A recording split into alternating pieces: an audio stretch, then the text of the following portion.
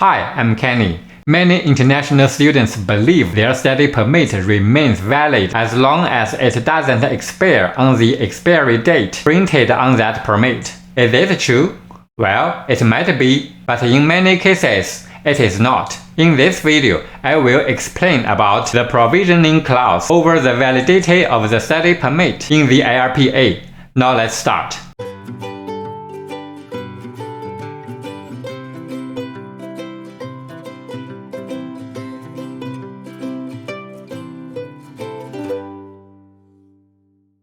This is the invalidity from the IRPR. Article 222 says a study permit becomes invalid upon the first to occur of the following days. A. The day that is 90 days after the day on which the permit holder completes their studies. A.1. The day on which the permit holder is no longer enrolled at the designated learning institution that is named in the permit, other than as a result of completing their studies. C. The day on which the permit expires. There are also subsection B and some exceptions, but I will just skip this part because they are not applicable to the majority of the international students. Therefore, as you can see, there are three scenarios that your study permit becomes invalid. The first one is the most straightforward, that is, your study permit becomes invalid after 90 days from your graduation. But here is the condition, that is, your study permit doesn't expire within these 90 days. If it does, that would be our second scenario. For example, when you graduate and your study permit expires in 40 days, then your study permit becomes invalid after 40 days from your graduation. You can't enjoy the full 90 days due to the early expiry of your study permit. Therefore, it is always a good idea for you to renew your study permit before you graduate, so that you can enjoy the full 90 days after your graduation. This may look simple, but there is a tricky part of the calculation on the 90 days. Let's look at the interpretation of the IRCC. Here it says, your studies are officially completed on the date your school first notifies you by any of the following: completion letter, transcript, degree or diploma. I believe this is very clear, but if you have any questions about this calculation, please do let me know. I'll try my best to help. The most tricky scenario would be subsection A.1, when the student withdraws from a school.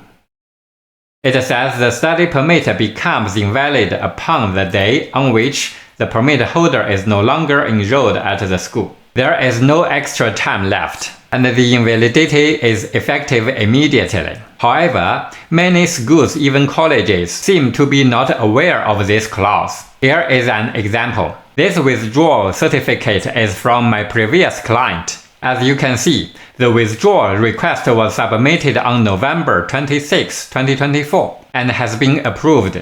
The student's enrollment at the college was terminated effective December 14, 2024, but it says the student's study permit will be invalidated 90 days after the effective date on March 13, 2025. Obviously, this is a wrong interpretation of the IRPR. The student's permit was indeed invalidated on December 14, 2024. This is a serious mistake made by the college, because if you stay in Canada for the 90 days and you indeed overstayed your status, that would make you inadmissible and bring a huge negative impact to your future in Canada. As a matter of fact, not only many staff members in the colleges are confused by the IRPR. Sometimes, even the staff of the IRCC themselves provide confusing information as well. For example, right on the page of the calculation of the 90 days after the graduation, it says, your study permit will stop being valid 90 days after you complete your studies, no matter what day is printed on the study permit. This is quite confusing, isn't it? Because according to the Article 222 of the IRPR, in this case, if your study permit expires earlier, then your study permit is invalidated when it expires. You will not have the full 90 days in this case.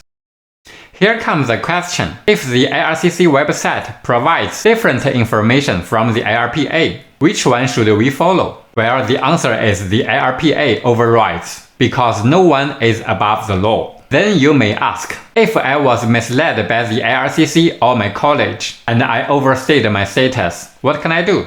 Well, in that case, depending on your circumstances, you might be eligible to restore your status as a student within 90 days from the invalidation of your study permit. But I would recommend you to consult a professional like an RCIC or a lawyer to make your case. Sometimes, when your study permit expired and you filed an application to renew your permit, you can continue your study without a valid study permit. That's what we call implied status. But there are some cases that you may not continue your study until your application is approved. For more details, please watch that video, Study Without a Permit. I'm Kenny.